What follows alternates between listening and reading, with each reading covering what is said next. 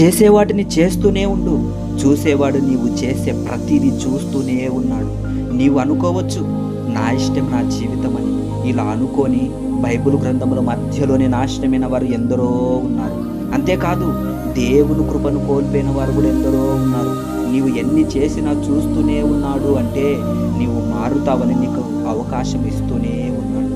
నీవు ఈ అవకాశమును కోల్పోతే మరో అవకాశము ఈ లోకములో రానే రాదు. ఇది గుర్తుంచుకో. Change your life. Jesus is coming soon. God bless you.